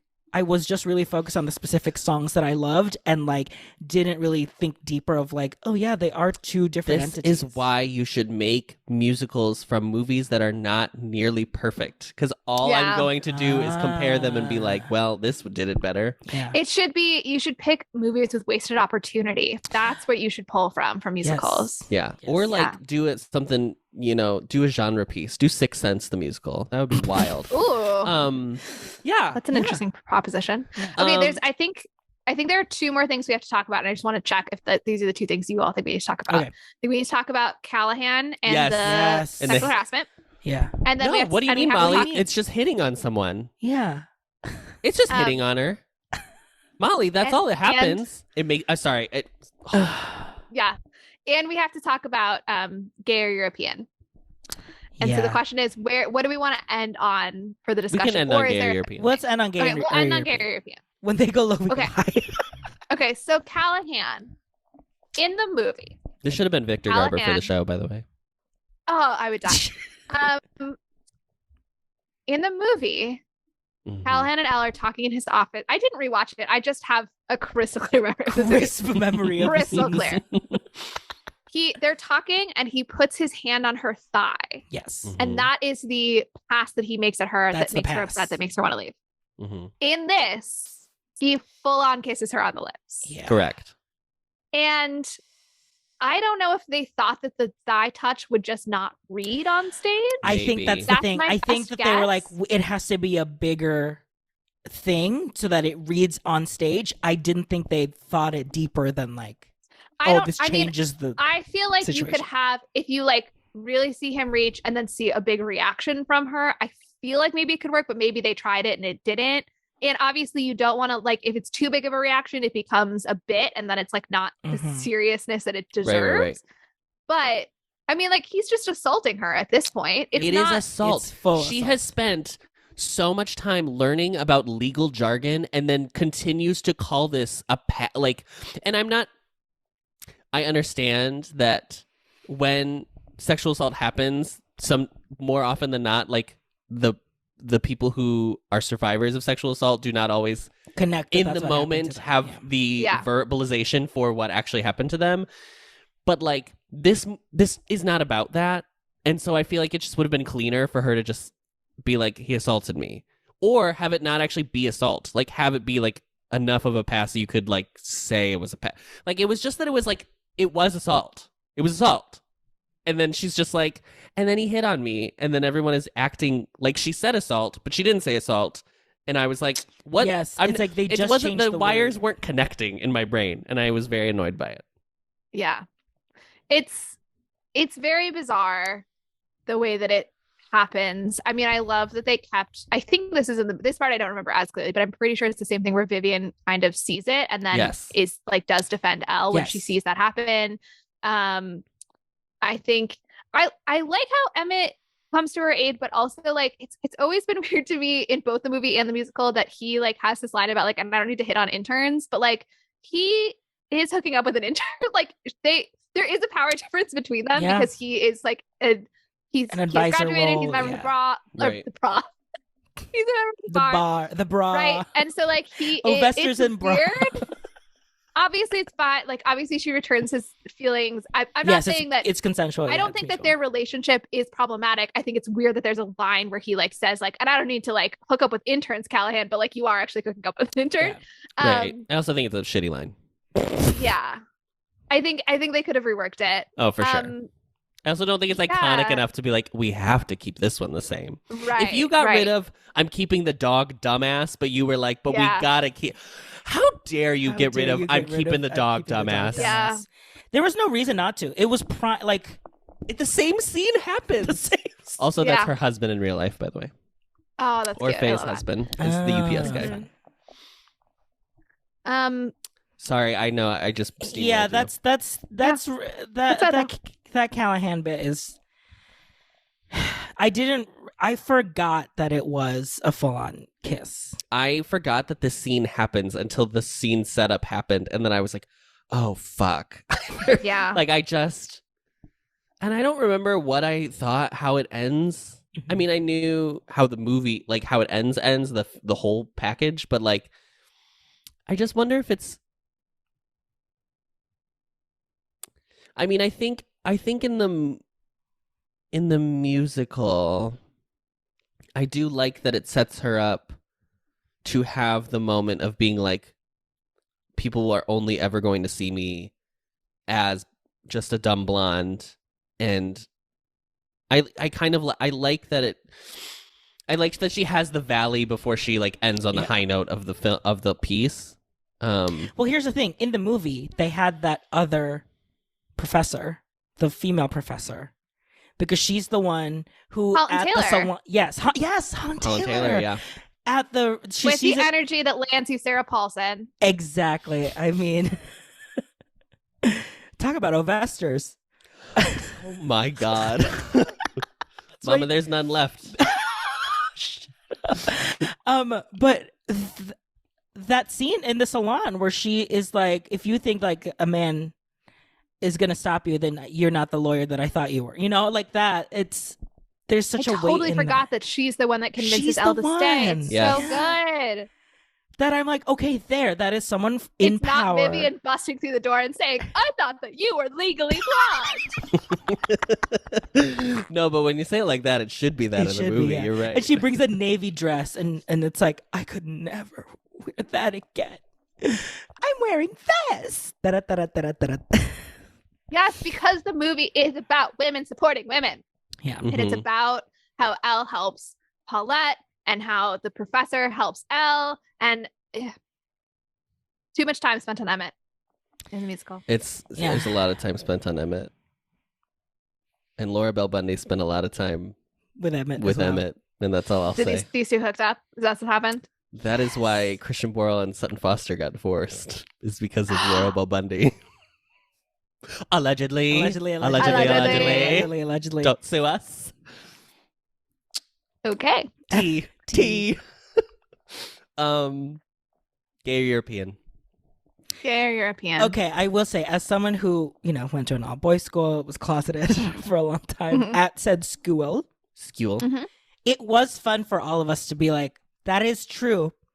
That is fact. Look at all of us heterosexuals. Look at all of us heterosexuals. And we people understand. are always asking us, are we gay or European? And so we understand the play. This is peak Queer Eye for the Straight Guy, metrosexual Ryan Seacrest. Energy. Yes, where it's like, and at this, America was at its lowest point. At this moment, I looked at no, America is at its lowest point literally right now. 2007 was the worst year for the queer community in America's history. Yeah, let's say that on the record. During the song, because I remember being a huge fan of it. This was a bop for me. I was like, it's so funny. I think. But during the song, when we watched it last night, I looked at Adam and was like, this song explains how toxic American masculinity is in one song. It's or specifically was in 2008. At least, yes, at this time period, yeah. I mean, the real problem is the way that it centers the straight perspective of viewing a man and pondering his sexuality, right? It's not that the joke is like inherently that bad. It's just how it's like all of these side characters are talking about how they kind of punch down and they kind of otherize them. That like the whole thing is that they're watching him from afar and all of them are together having fun speculating about his sexuality. Yeah. And that I think is what's really uncomfortable about it to me, and how he is not like allowed to be a real person. He is just like an object for their speculation. But it is weird though too, because they throw some lines out there of like, well, we can't use that in court because then we'll either be stupid or homophobic. He says homophobic, yeah. And so it's like, it feels like that was their way of like, look, we're not being homophobic because we're addressing that this is a fucked up situation. So let's sing a song about it. We're saying this song is homophobic. 1, 2, 3, 4. Because even in, I mean, the movie does have this a is a scene in the movie. And I do think it falls in the bend and snap of like, this is also an iconic scene where Elle shows like her worldview and experience coming into play and saves the day in this ammonium cyclochlorate. Yeah. Don't you be stomping your little last season's shoes at me, honey. And he goes, these shows are last season. It's so good. It's so good. It's so much better than the song. Maybe that's part of what's hard, is that there are moments that are just little lines in the movie that they had to they have get to like, into we got to make it into a big and number. They're not sustainable for a whole musical number. No. Right. I mean, even the film does have like a little bit, it's obviously not given the amount of time that this song is given, right? Mm-hmm. But like, it does have the like, he's the stereotypical gay. There's like a little dialogue, but I think that's at least with the movie, it's so finite that they don't expand on it a little more. It's like surface level of like, well, I did see him do this. He does sound like this. They're just like at a surface level. That Emmett is just like, let me forget all that and let me just get him with a classic 1-2 like Oh, gotcha. Yeah. little gotcha. Yeah. Do you have anything? Oh, I was just gonna say, imagine how back in the day, one of the worst threats to American masculinity is a wax chest. I mean, how could you ever provide for your children with that hair? With a smooth chest. With a smooth chest. It's just, and it's tragic. And a linen shirt. How dare you? Yeah. Damn it! Gay or European? So stylish and relaxed. Is he gay or European? I think his chest is waxed. But they bring their boys out different there. It's culturally diverse. It's not a fashion curse. If he wears a kilt or bears a purse, gay or just exotic, I still can't crack the code. Yeah, his accent is hypnotic, but his shoes are pointy-toed. Huh, gay or European, so many shades of gray. But if he turns out straight, I'm free at 8 on Saturday. Is he gay or European? Gay or European? Gay or European? Wait a minute. how do you feel about the end of the musical going to the bathroom? Going to the bathroom. Like fully. Why? Why did I mean, I guess that they wanted the visual of the hair because they were like, it's on stage, we have to make it visual. But like, you could just have Enid come out and like spray her with water, and that would be funny. That is literally right? Yeah. Molly, that's exactly what RJ said yesterday. I was like, just almost verbatim. Did you two text this to each other? RJ. We were just in the same wavelength. Yeah, no, I told Adam, I was like, they could have just had Enid and then just like dunk tanked her or like threw a bucket of water in her head. And There's like truly a million possibilities. I think they were truly just like, well, we're in the magic of theater. Let's go to because you know the thing that Fantasyland. films can't do is cut to other locations. Films are classically very bad at cutting to different locations. I understand that this movie, or this, especially this show, is not engaging in realism. Like, I'm not expecting it to do that. I just felt like it was just an unnecessary scene change that all of a sudden, and it didn't land in any way for me to be like, oh, it was necessary for this beat.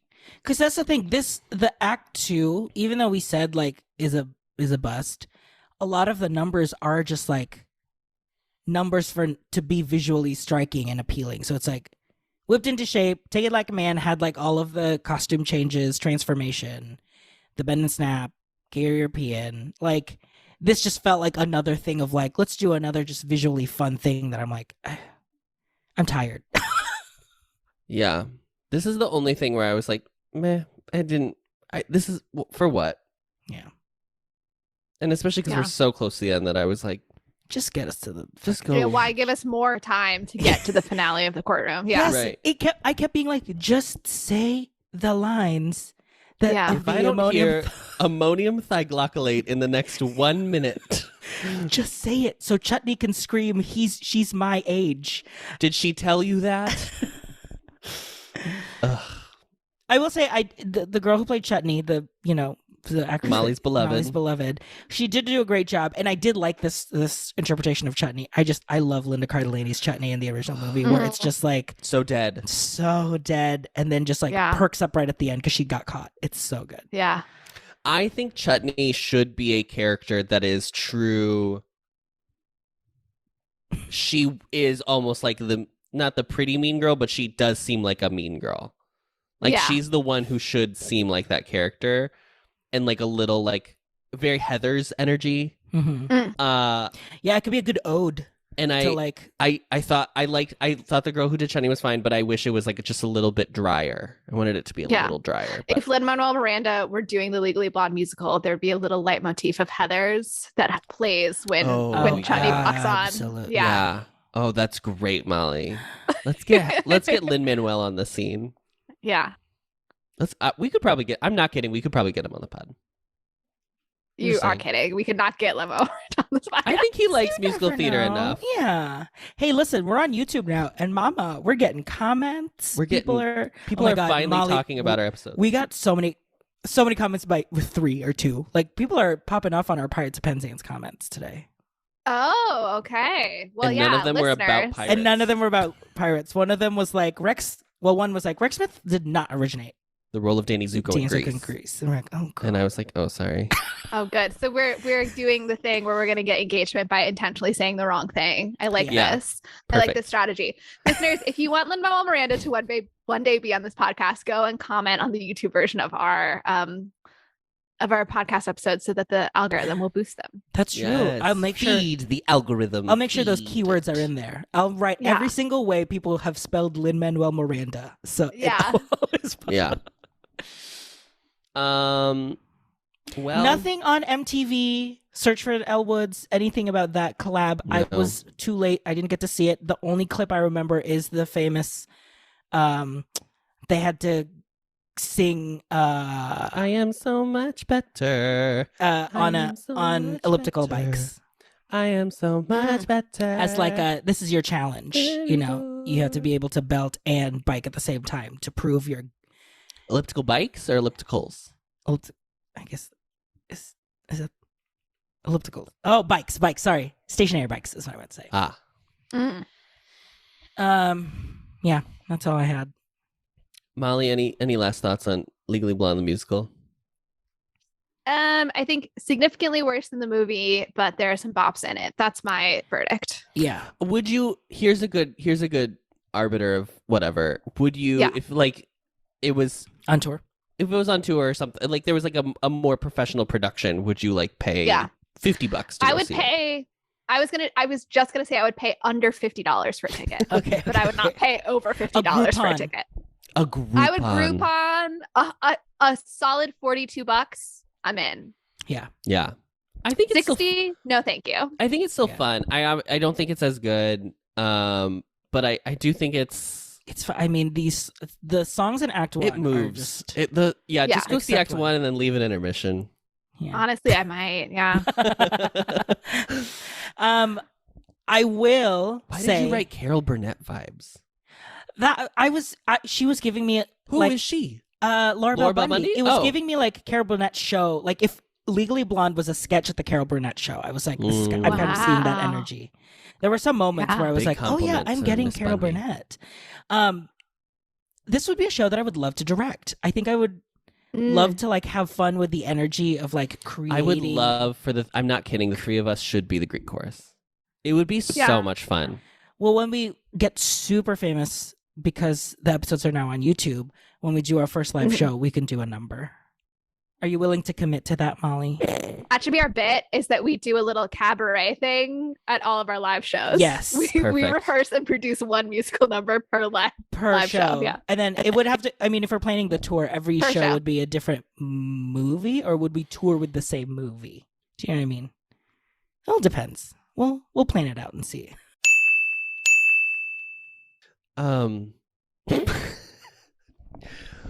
Due to technical difficulties.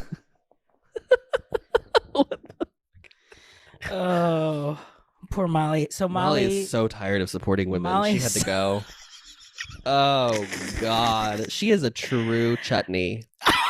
And you know what, Molly? You weren't being so legally blunt. Say that. Well, I'm just going to read the criticism of the show. Okay. So, the musical received mixed. I'm just reading the Wikipedia page, girl. Musical received because Molly's not here, so I don't have to rephrase it. You know what I mean?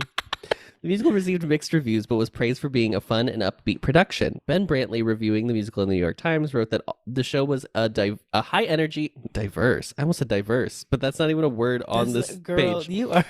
I'm not doing well, guys. Okay.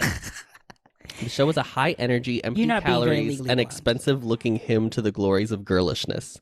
He praised Laura Bell Bundy, saying she sings and dances flawlessly, and she delivers silly lines as if she meant them.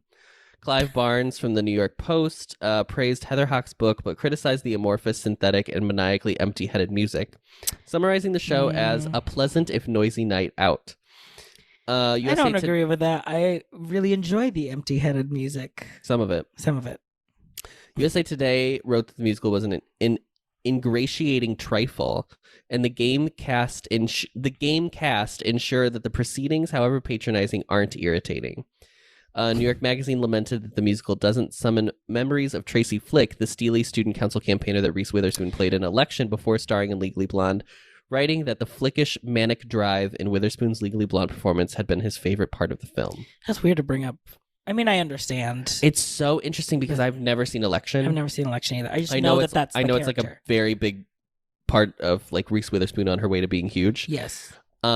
She like almost didn't get this role because studio execs were just like, "Oh, you're the Tracy Flick Election girl," and like had just like cast her as that in their head. And obviously, they're like two different roles. I know, and it feels like that. Knowing Reese now, and still have not seen Election, but like that specific characterization of a character, characterization of a character does feel like a one-time thing for Reese. Yeah. Like I think she is very talented. She's star and actress. Like she can. I think she's very talented now. I think she is in a portion of her career, a portion of her career where. Well, I love Ireland. You do. A portion of her career where she's kind of playing herself because lately. she's really since Big Little Lies. Yes, but I think it's because she's earned it now. That like I have no problem with it. I need to make that very clear. It's like earned. I just think like she was doing more interesting stuff earlier in her career, and I think she's doing less interesting stuff now. But that's fine too. Yeah, because she's making movies. Apparently, when she was like trying to get this role, they had her like go meet the head of somebody, and so she like. At Harvard or UCLA? No, like one of the execs. To like convince them to cast her or whatever, because they were like, oh, you're Tracy Flick. You're not. Elle is such a different character. Blah blah blah blah blah. So she like, but they had never met her in real life. So she talked. She did like a Southern California accent and like basically did like an impression of what they believed Elle Woods would be, so that she could like be like, oh, that's just actually I am Elle Woods. I'm not. Tracy Flick is so out of my comfort zone. Yeah. Which is so funny because she is a girl from the South. Like she is a Southern belle. She is Nashville's own. Yes, so it's. I think she's Nashville. I think that's right. She lives there now, I think. Anyway. Yeah, her and Nicole Kidman. Just two Judys. Who is your MVP in this piece? I mean, you know what? Since Molly isn't here, I'll be taking her vote and pick two people. And I'm going to pick. I'm so mad that you're going to pick mine. Yep. I'm going to pick Laura Bell Bundy as Elle, and I'm going to pick Annalee Ashford as Margot. Thank you. I was like, not Serena and not Pilar. What's the third one? They are two, in very meme fashion, two comedic energies that meld together and like has room and space for both of those types. I think like Pilar is a little bit of a wash of a character. I think Serena, because of Bend and Snap, she's able to have that because it's like a cheer pep song that I do. I think Pilar's song, quote unquote, is supposed to be more like positive. Like her and Margot have like more individual characteristics in that song. But I think Annalee's like, oh my God, insane. Just like she is playing dumb blonde. Yeah. I'm going to go out here on this one. Okay, join me in a little adventure out to Malibu, who I'm going to pick. And I'm going to pick Cece Babcock Impersonator of the Year, Vivian. Not for this wig. Not for this wig. I think the wig is... lace fronts were not invented, I guess. No, they hadn't been invented yet.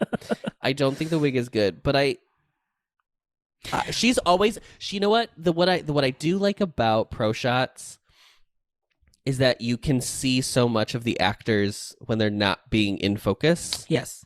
Because we zoom in on the stage so much, so you see things that you just wouldn't see normally if you're like in the back of the theater or whatever. She is in character 100% of the show, and I understand that is the requirement of acting. That's the base level, but I every time like I noticed her in the corner of my eye, I just felt like she had her own lived world. Like Vivian was a full character for her. There's a whole musical that is Vivian's perspective the entire time. So I appreciate her performance. And really, RJ took my other two. So yeah, I mean, if I'm picking number 3, you want me to pick a different one? Brooke Wyndham's wig.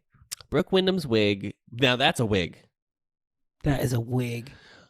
I almost said Christian Borle, and I do think he's good in this. Yeah. My problem with Emmett is not him. No, it is the writing of that character, and how much time that character is given. I think he's good. I think there's a lot of people who saw this at a very formative age, and like Christian Borle was like, oh, a man can be like that as well, right? But I mean, that might go into the whole toxic masculinity thing of like, we weren't getting sensitive, smart men that like. I mean, he was the writing is still not great of like he's still making her like change herself to like be serious, but it's still Grease at the end of the day. It's still Grease at the end of the day. But there is a little bit of like nice guys doesn't have to finish last. Yeah. Which I mean, we were in that's like I feel like the rom-com era of that time is like the Gordos. Like look at the nice guys. They can also be from Lizzie McGuire. Yeah, like it's like that. I just want to make sure we were talking about the same person. Gordo. Like that kind of ilk that like, oh, a soft boy. Molly did text us what she wants our closer to be. Okay. So I'm going to read it. I'm going to do a good Molly impression. So after she's San Diego now, Yeah. This is Molly. And the closer I think you should do is what movie with missed potential would be a better source material than Legally Blonde for a musical? What? What movie with missed potential? Oh, okay. Would be like she was saying, or like you were saying, like because they picked a movie that is perfect, it'll live up to those expectations. Movie with missed, you know what? Little missed potential. With a little writing, with a little updating of some. Oh no! With a little PC writing. I thought you're anti-PC. I know, but I think I'm giving PC a chance. With a little give PC a chance. Give peace a chance. All we are saying is give PC a chance. Oh my god! With a little PC maintenance on the script. Shapoopy. We're shapoopying whatever RJ is talking about. Shapoopy Soap Dish into a musical. Soap Dish was meant to be a musical. Are you kidding me? Soap Dish is an opera. I mean, Soap Dish is Madame Butterfly. I mean, that's the thing about it's a soap, which is already like it's a what is that type? A melodrama. It's a melodrama. So it's perfect for stage because you have to play big. Oh, Soap Dishes. But here's the thing. If they do a Soap Dish musical, I need the aesthetics to still be that 90s Memphis style aesthetic. Like just shapes and patterns and colors. Yes. Just strewn about. Yeah. Flats. Mm-hmm. A stage of flats. Oh. Yeah. That's a good one. Thank you. Just really good one. Just take out the transphobic parts and yeah. It's perfect. Literally that movie would have been great if they just didn't have the transphobic part at the end. Know. It would have been like a great cult classic movie. I think it still is, but yeah, I just think you have to reconcile that part of it if you're going to engage with it. I was gonna say Death Becomes Her would be a good one too. RJ, wouldn't that be great? I love Death Becomes Her. I know, wouldn't that be a great musical? I think there are people out in the world who think it's a bad movie, and I think they are boring, horrible. I think they're straight, boring, straight people, and we know one of them. And I'll name him. His name's Brian. Oh my god! I love Death Becomes Her. Yeah. I would say, you know what movie? Looking back, I think with a critical eye, I don't think is like a movie that could be improved. Is good, could be improved, and would eat, as the Gen Z would say, would eat, is A League of Their Own. Yeah. It's damn Yankees, but it's girls. Damn Herkies. Ew. Damn turkeys. Yeah. Darn Yankees, yeah. Because they can't be angry. Well, those aren't women. There you go. Yeah, that'd be great. I mean, I have not seen the Amazon Prime show. I've heard good things. Sure. So, the franchise is there. Yeah. Let's build upon. Yeah, I think it's not a perfect movie. I think it's a good movie. I don't think it's a perfect movie. I think there are things you could fix. But I also think think of the fun baseball number we would get. You know what I mean? Think of the bar scene. Think of the bar scene. The bar scene would be a great. There are some really great. Yeah. Would Madonna Tom Hanks's character? Would Madonna force herself to write the music, or be involved creatively? I hope not. And I don't mean that to be rude. I just, maybe she's too close to the project. Yeah. I don't want her to feel pressured. An objective lens. Yeah, I don't want her to feel pressured. Yeah. That'd be a good one. I was going to say, we've said on the pod before that Miss Congeniality would love to see it as a musical, but now I am afraid. I am afraid because it is like Legally Blonde. It's nearly a flawless film. Yeah. Like First Wives Club. And the First Wives Club musical was not great. Yes, correct. Devil Wears Prada was not great. We can attest. Not great. We were there. Not great. So yeah, I think Ireland felt like the song that the Friends sang. Oh yeah, where I was just like, you don't need to be singing yet. Yeah, you haven't earned a song. I don't know. You don't need 3 songs just because you got cast in a speaking role. You don't get 3 songs just for that reason. I get that people are like, we're going to see a musical. I want to see songs. But I think 15 is a good number of songs so that you can still have scenes. Yeah. Because some of those scenes were so short. Just to get from one moment to the next, one song to the next. Yeah. Okay, that's it.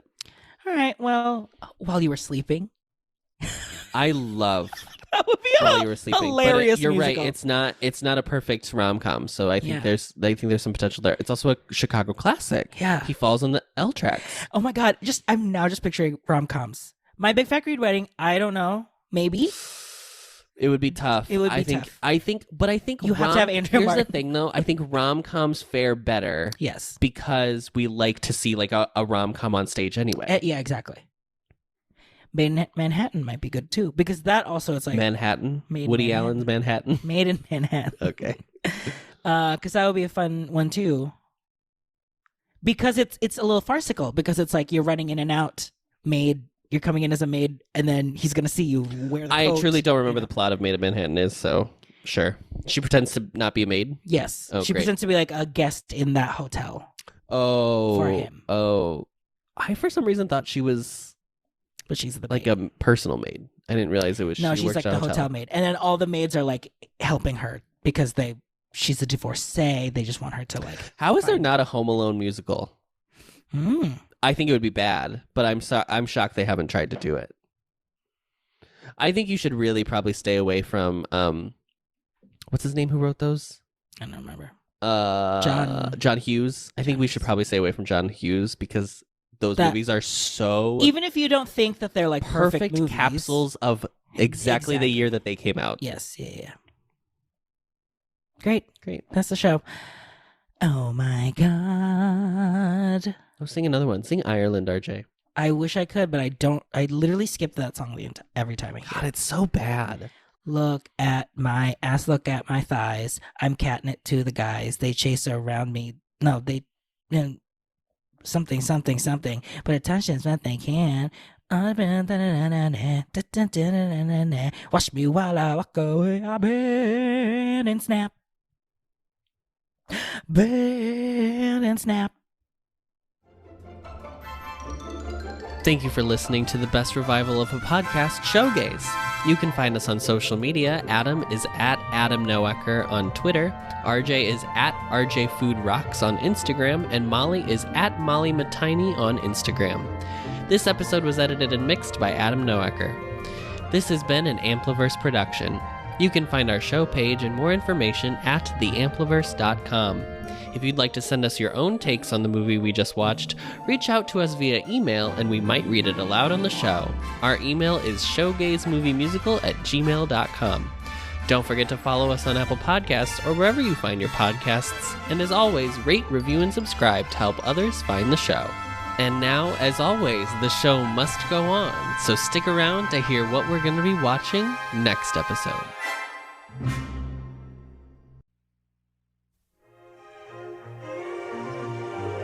They're ready for stardom. They're ready for fame. they're ready for their close-up. First I was afraid, I was petrified. Kept thinking I could never live without you by Come on, girls. Let's go shopping. This is the story of 3 hard-working guys. What kind of cabaret do you do? We dress up in women's clothes and parade around mouthing the words to other people's songs. Who are about to discover Ta-da! It'd be nice to do a show out of town. How long is the run? 4 weeks. that hitting the road is hard. I hereby christen this budget Barbie camper Priscilla, Queen of the Desert. Especially in heels. Sorry. Along the way, they'll discover surprises. It's Gabardine! I haven't seen Gabardine for years! Uncover secrets. Is it true that her real name's Ralph? I'm gonna smack his face so hard. And learn that with friends like these... How long have we been on the road? 4.5 hours. Life's never a drag. What's happening? I don't know. Oh my God. Where are we? You got us into this, and I suggest you start thinking about how to get us back. I mean, who runs this bloody hotel in the middle of nowhere anyway? My wife. I'm married. This is getting too weird. Come on, girls.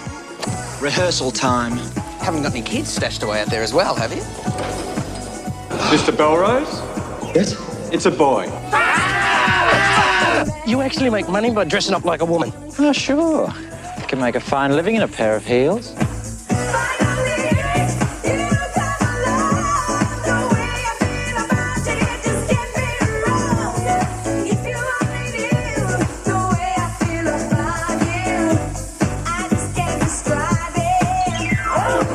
Prepare for a comedy that just may change the way you think. Tony, Adam, this is Mr. and Mrs. Spencer. Hello. Oh, wait! The way you feel. Who taught you to waltz? My wife. And most of all, Aren't we fabulous? the way you dress. How many times do I have to tell you green is not your color? The Adventures of Priscilla, Queen of the Desert. Do you have the Texas Chainsaw Mascara? Now there's a gentleman.